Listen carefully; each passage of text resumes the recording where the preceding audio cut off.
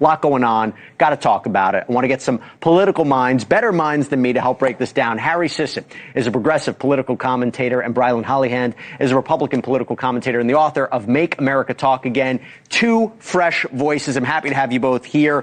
Harry, I'm going to start with you. Doesn't seem to be the chaos at the airports like many people predicted with ICE being there. Not a bad decision? I mean, we've seen some ICE agents arresting people. There was a woman in San Francisco who was detained in front of her child. She had no criminal history. And so they've only been there a couple days. There might be more chaos to come. But, I mean, we'll just have to kind of wait and see on this one. See, here's the part about Brilyn where I think about it. The idea of, providing some ease to TSA officers would be great. But then I think about the counter-argument. Counter-argument would be that this has bought the president time to not make a deal so quickly. If you have ICE there, yes, they're not replacing TSA officers, but it's also now putting less pressure to make a deal so quickly at their expense. The union that represents TSA officers is not happy about this. What would you say? This is unfair to TSA officers by putting ICE in because, again, now it buys the president more time to make a deal on what terms he wants. Well, it's just another day, another example of the Dems using chaos to try to scare voters ahead of the midterms. We discussed this same issue last time Harry and I were on the show. It's just a different topic.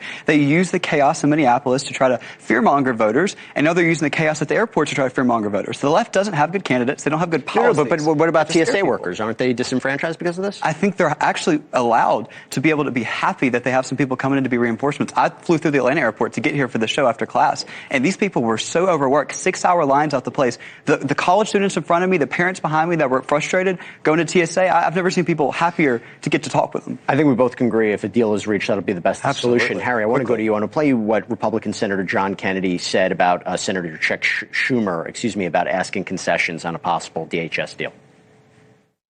I don't blame Senator Schumer for trying, but I would, if I were he, and he's more experienced than I am, I would proceed very cautiously, because if he wants to change the deal at this juncture and refuses to go along, we'll just withdraw all concessions and do the whole DHS budget reconciliation. Reconciliation is if you pass it with a simple majority. It's basically about fiscal, not about policy. Here's the thing. This is where I think the problem is for Democrats right now, is that holding this up, the narrative is they're holding this up, they're holding DHS up. And yes, while, reforms for ICE are very important, that's not the immediate problem. The immediate problem is what's happening with airports. The immediate problem is what's happening with TSA officers, particularly when there's a heightened concern about attacks, given what's happening with Iran. Do you think Schumer and Democrats are handling this right, Harry? Well, I actually think that, the Democrats are sharing the same concerns that you are. Democrats have put forward a bill, tried to get it passed 11 times, that funds TSA while keeping ICE out of it so we can continue to negotiate the immigration aspect of it. Republicans have rejected it every single time. Leader Thune went to Donald Trump with this exact offer. Trump said no. Senator Kenney, who we just heard from, said the exact same thing, that he went to Donald Trump with this offer, and they said no. So right now, I really don't believe it's the Democrats holding up this funding. We want a clean fund for TSA, get them paid, get them back to work.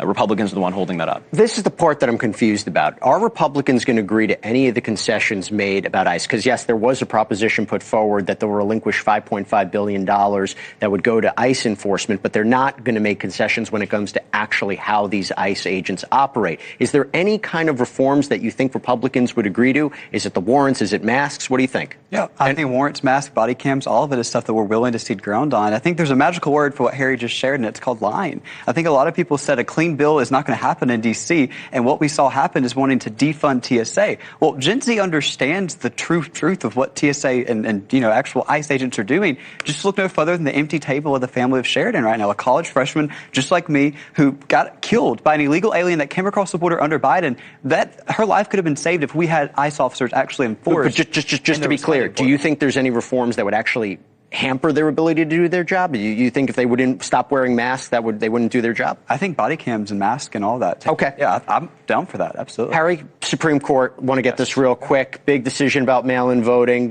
One argument is, you should only count the ballots that come on Election Day. It's what Election Day is. Your thoughts on what the Supreme Court's going to do, and more importantly, if they overturn this law, what are Democrats going to do?